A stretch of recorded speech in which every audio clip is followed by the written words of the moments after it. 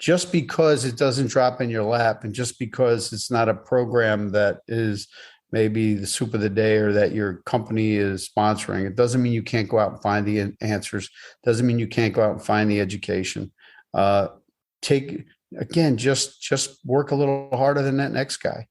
Sure. You'll always have a job in the elevator industry. You train and educate yourself, you work safely, and you come to work every day and put in those 8 hours a day. You will never be out of work. Never.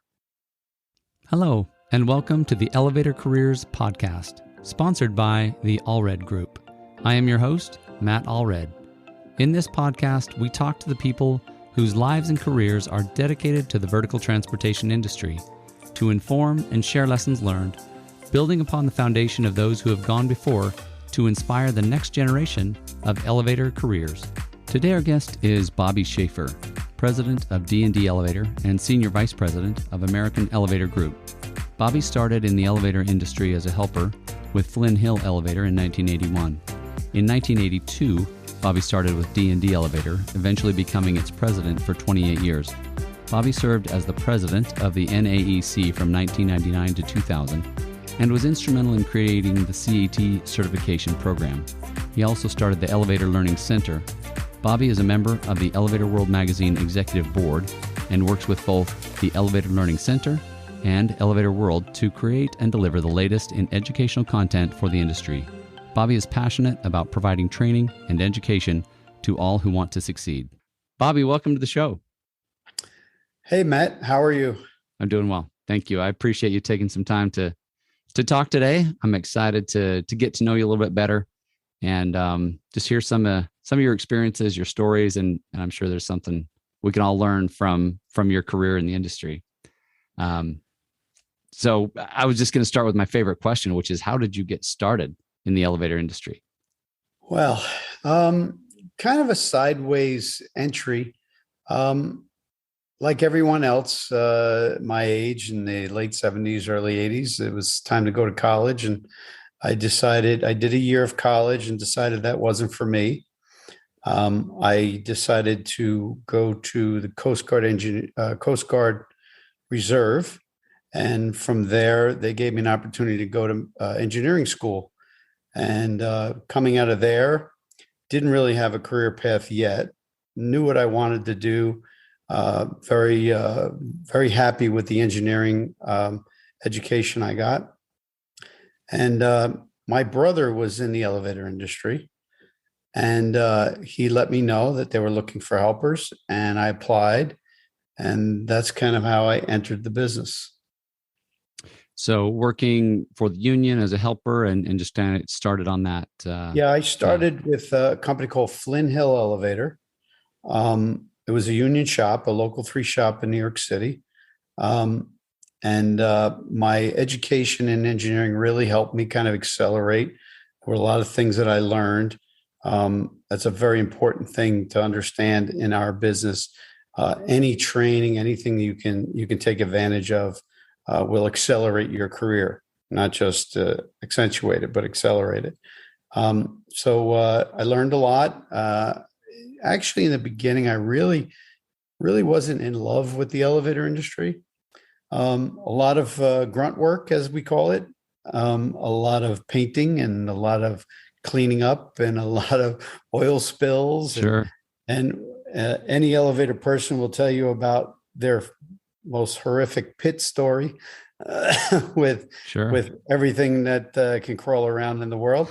I've heard. And so after about 3 months in the maintenance department, I got an opportunity to work with a company that was purchased by Flynn Hill called Globe Elevator. They were north of New York City in Westchester County, and that's where I was living at the time. So I had gotten the opportunity to work in that area, and that's really kind of where I connected with some just really good elevator people. They just were some best of the best.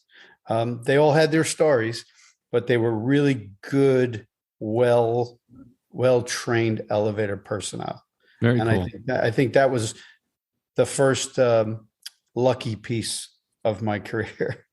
Yeah. Well, I was going to ask you, when did you realize you had a passion? But it sounds like you really didn't have a passion until you met the people who could kind of give you some of what they Yeah, had learned. I agree. I mean, when I first started, anybody will tell you first starting in the industry, the first 3 to 6 months, you kind of you're the grunt. You're doing the dirty work. The key to that is to keep your head down, do the work, and just wait for your opportunity. And when your opportunity comes, take full advantage of it and try and get yourself into a position where you're working with some really good, qualified, seasoned people. And that's kind of when your career really starts and you start really learning the trade. So tell me about some of those individuals you met that really started to invest in you. What was it that clicked for you that said, "Wow, okay, I've got it"? I think for me, I did have the engineering background, and when I say engineering, in the Coast Guard engineering school, you're kind of a jack of all trades, master of none. You have to fix it because there's no one else around to fix it. You're Sure. the only one on the boat, right?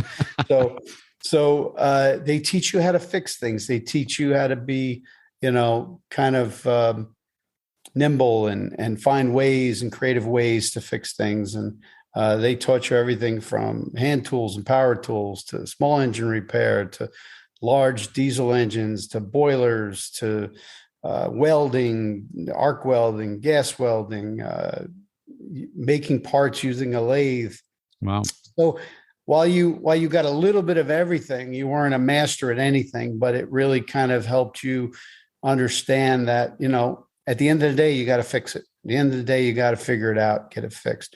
So the people I worked with, I think it was certainly a breath of fresh air to me because once they saw that I was not afraid to do the work, it didn't matter what the work was, dirty, didn't Sure. matter, grease from head to toe. I was always willing to volunteer. I was always willing to step up and do the work that nobody else wanted to do, because it was just another way to learn for me. And Sure. I immersed myself in the industry. I wanted to know more all the time. And the people I started working with after 3 or 4 months in, again, they were all characters.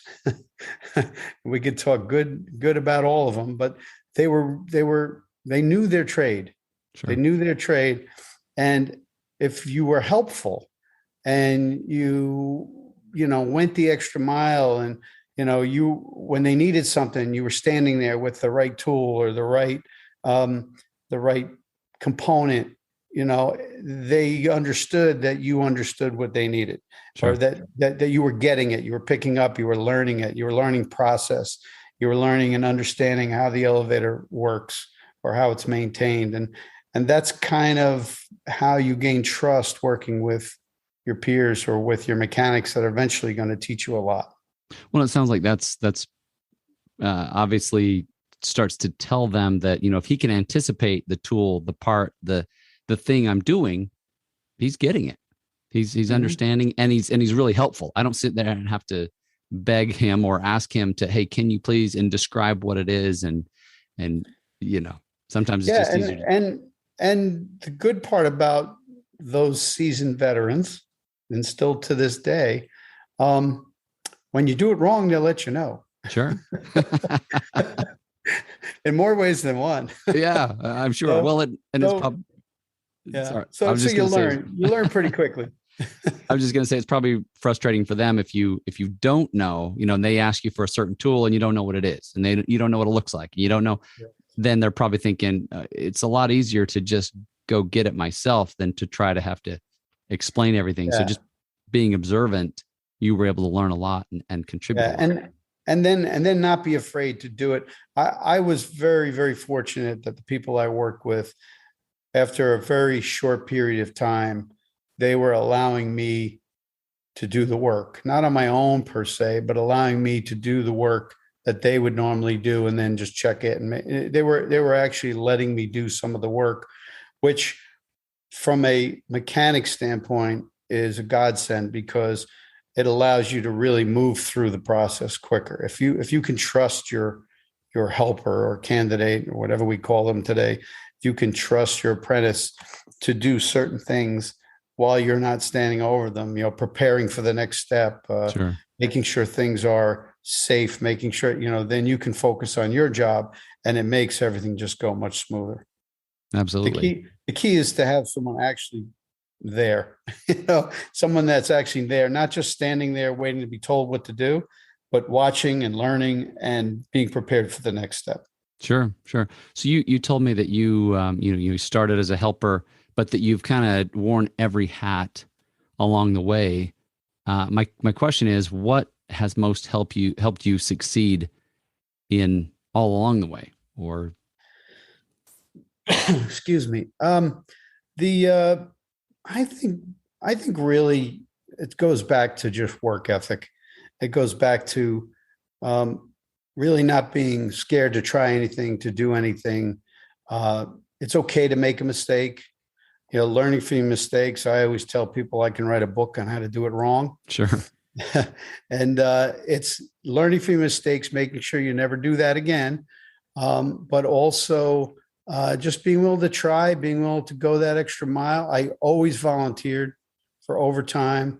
I used to go out, and today you probably couldn't do it with, the litigious society that we have today.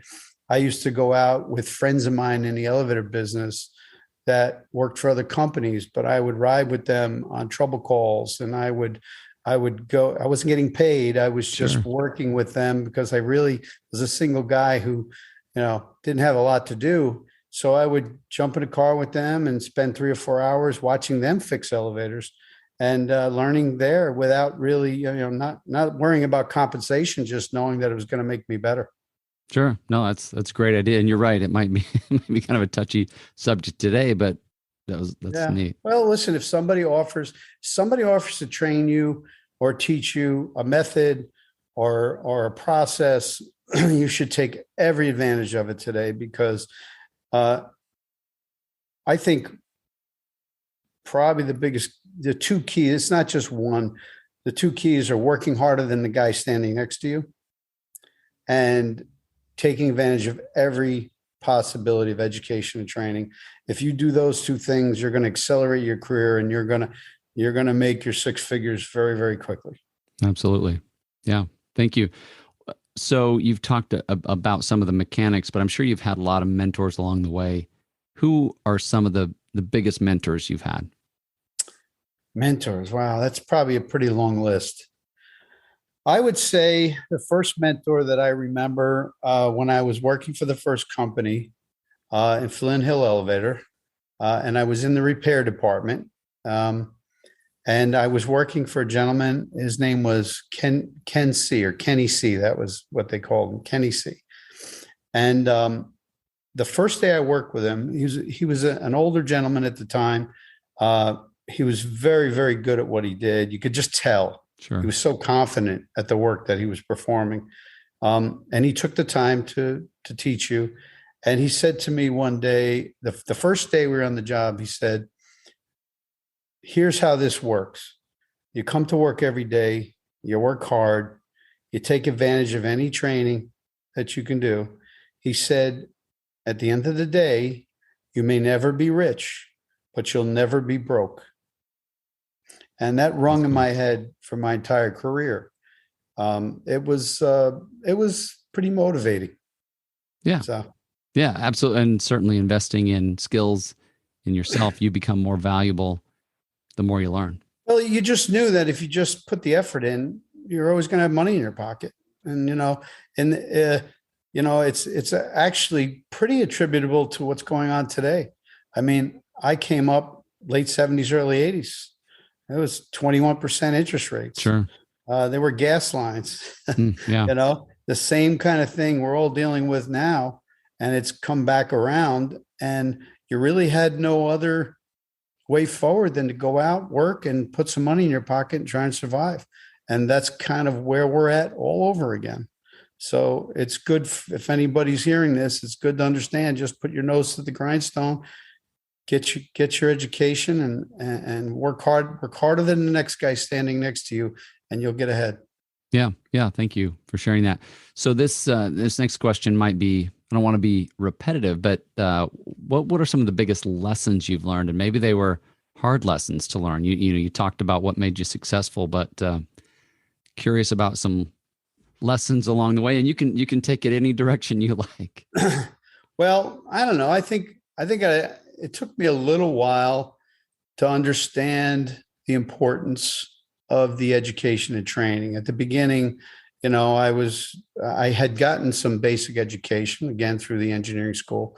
And I really was kind of done with school, and I just wanted to learn and do and turn a wrench. And then as the year, 2 years in the business, started to realize, well, that education is going to, would really come in handy right now. There were theories to learn and basic electricity and things that really help you down the road that become just as valuable. So that's one lesson I learned. I learned to work much safer as the years went by. That's good. Back in the old days, we had some safety training, but nowhere near what we have today, and the equipment as well. So that's really important. Rework sucks, if I can say that. Absolutely. Spending 6-8 hours doing something and realize you got to do it all over again. Right. That's a big lesson to learn. Painful one. Sure. Yeah. Painful one. I think the one thing I probably never really fully learned, probably should have long time ago, but I think it's just more of I put a lot of trust in people, and I'll trust them until I can't trust them anymore. And there are some times where that comes back to burn you. Sure. And even though you should learn from it, you still initially got to trust people. Sure. It's just human nature, right? If you go into it assuming the person's going to fail, you're probably going to help them fail. So, right. It's just important to, even though it's a lesson we all should have learned, burn me once, burn me twice, whatever. But it's important to give everybody the benefit of that once. Sure. Well, I would imagine that you get further with them by giving them that little bit of trust to start with. And, if they prove you wrong, then, hey, now I know. But Sure. But yeah, it's the same thing with customers. Sure. I can remember walking in at a customer. I won a bid up in Westchester. And I sat down with the customer, and they were so frustrated with their other elevator company. And I sat down, and the first 10 minutes, all they did was berate me, and you're not going to do this, and you're not going to do that. And don't think we're going to stand for that. It's the first time I'm meeting these people. Sure. Right. And they were just so angry with the last elevator company. And I said, I'm not them. So we've either got to start from a clean slate, or this might not be a good bid for me to win. And that's what I told them. I said, I'm not sure this is something I really want if I'm going to suffer the sins of the last company. Right. What did they say to that? They kind of chuckled at the end of the day, because they just didn't realize that that's what was going on. They wanted to get their points across, Sure. And I think another lesson learned with all the different hats I've worn is some of the best deals you make are the ones you don't. Yeah. Yeah. You walk away from the ones that, you start to get that feeling. The ones that start to give you sleepless nights before you sign the contract. That's the one you may not sign the contract for. That sounds very wise, honestly. Yeah. It takes a little time to figure that out, because when you're in business, when you're working in your business, you're not working on your business. Sure. And that's another big takeaway. So many entrepreneurs today are working hard in their business, trying to grow it, trying to make it better, trying to give customer service. And if you're not spending some time working on your business, planning for what the next 6 months, a year, 2 years, 3 years looks like, you're gonna find some real obstacles to grow that business. Yeah, no, it's great. Thank you. So what would you say is one of the most memorable experiences you've had? And I know that's a little generic because that one too could go a lot of different directions, but I know there's some great elevator stories out there. Oh, there's tons of them. I think for me, as a mechanic or as later on a business owner, um, seeing the light bulb go on for someone who's in the business, who's struggling to kind of get it and kind of understand it and what they do for a living, and then finally see it all just come together and they start becoming successful and doing great. That's a lot of fun. That's so rewarding. Um, as an elevator mechanic, going into that building that 3 or 4 people have spent 4 or 5 days trying to fix, and then you go in and you get it fixed. It's pretty rewarding. It's a pretty nice reward. It's just knowing that you can do that. It's knowing that you have that skill, that you can figure. It's like hitting that home run and running around the plate, right? Right. That day you hit the home run. Run around the plate a couple of times. Enjoy it. Around the field. Yeah. Enjoy it. And so that's memorable. Some of my time in the NAEC, working on the board of directors and then becoming vice president and president, met a lot of very, very wonderful people, a lot of very smart people that helped me in my business training over the years. So those are all really memorable moments. We had a lot of fun too. Don't get me wrong. I'll bet. Those conventions and those conferences can really be a lot of fun. Very cool. What would you say you love the most about the elevator industry? I mean, you've stuck around for a little while. Yeah, 42 years. Okay. What do I love? I think I love the fact that you can be successful. You don't have to be a PhD. You don't have to have a Harvard degree. You can be successful if you work hard and you train yourself and you have the work ethic. You could be as successful as any of those people. Sure. And the elevator business can do that for you. There's a lot of opportunity all the time. And it's not just, one day I'm going to become a mechanic and then one day I'm going to be a foreman. I mean, my rise through the business really is not normal. Most people become salesmen, they become maintenance mechanics, they become repair mechanics, and they're there for years and years and years. Installation mechanics, and you can do 40 years and you could be an installation mechanic, and that's great. And you'll have a nice, healthy pension, and you'll have your benefits. But if you want the opportunity to really succeed, that's there too. Sure. You can be that manager, that owner, that chief operating officer. You can be that. You don't necessarily need a PhD. You just need to work hard, learn your trade, and again, work harder than the guy standing next to you.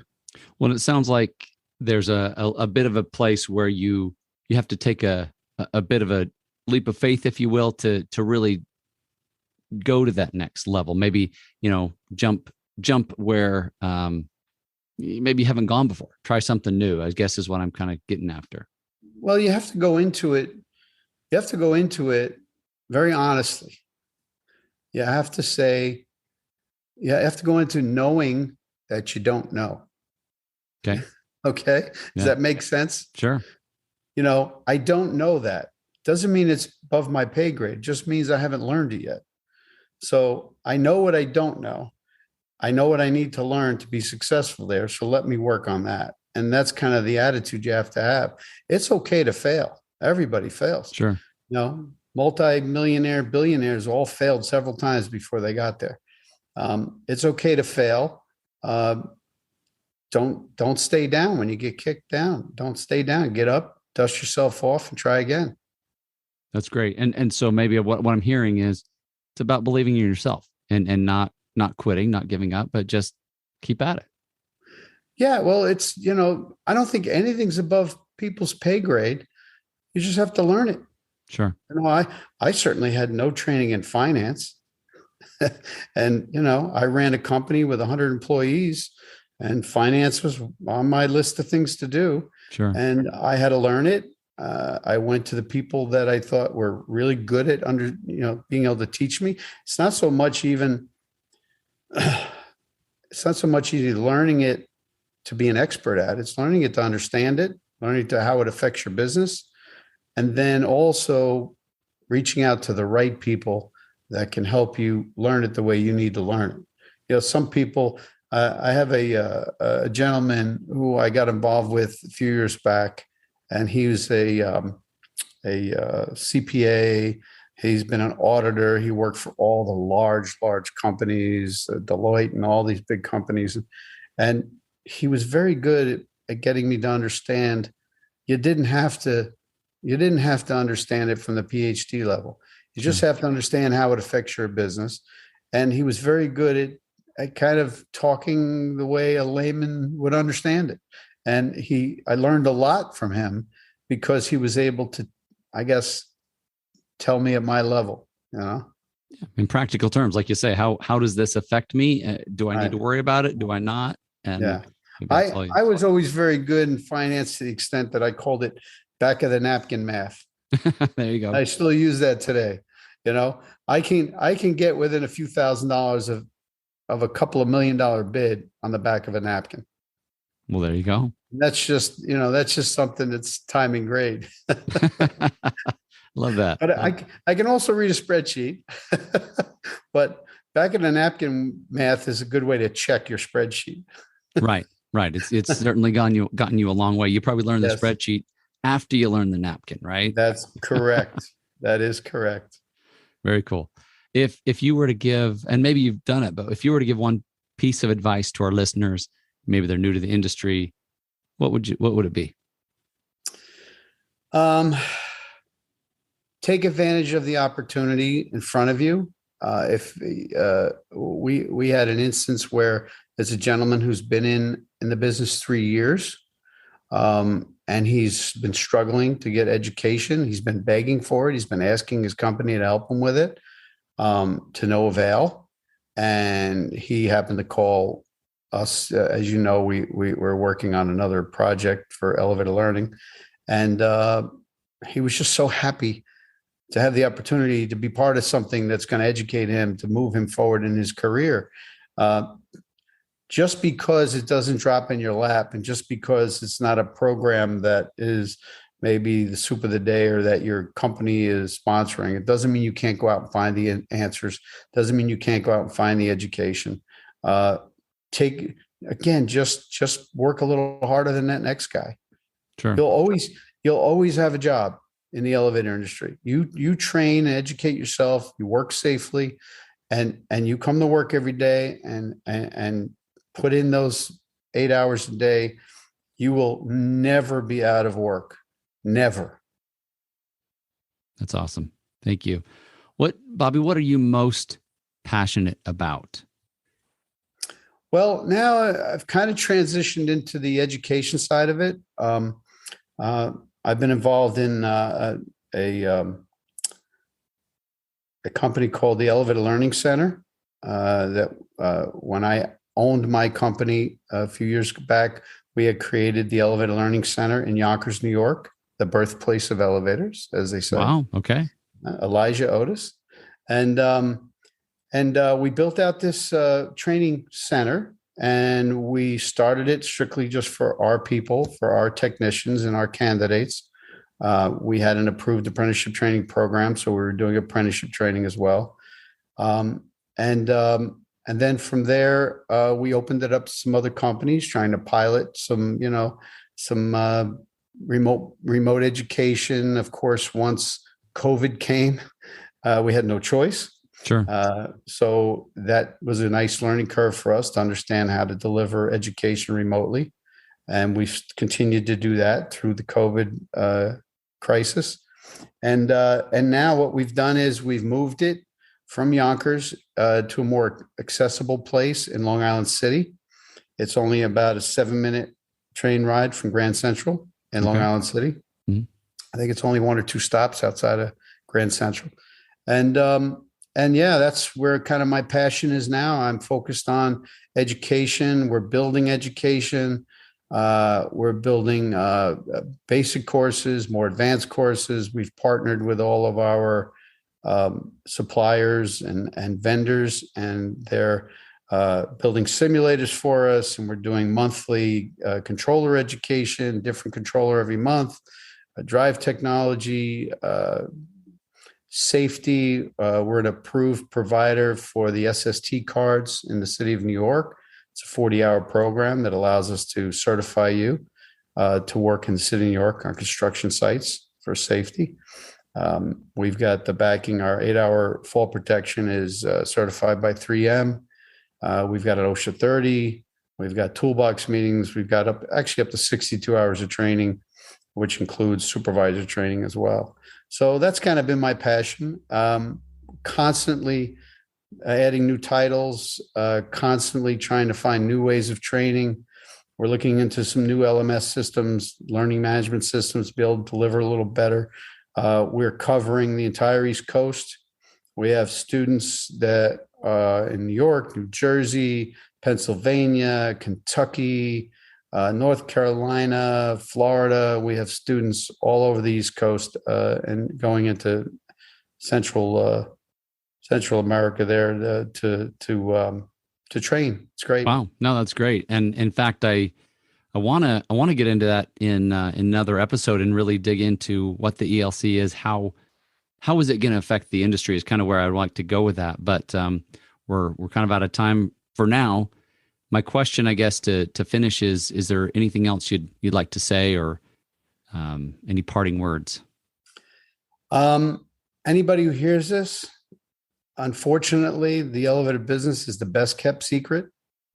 If you find out, get involved, get a job, and train yourself. Again, the elevator industry has been great to me, been great to my family. It's been great to the 100+ employees that I work with. I can't say enough about the industry. I think it's the best. They used to call it blue collar. I call it professional. The best blue collar profession out there. That's wonderful. Thank you, Bobby. I appreciate you being here today and wish you the very best. All right. Thank you. You bet. Take care. Bye-bye. Bye. Thank you for listening to the Elevator Careers Podcast, sponsored by the Allred Group, a leader in elevator industry recruiting. You can check us out online at elevatorcareers.net. Please subscribe, and until next time, stay safe.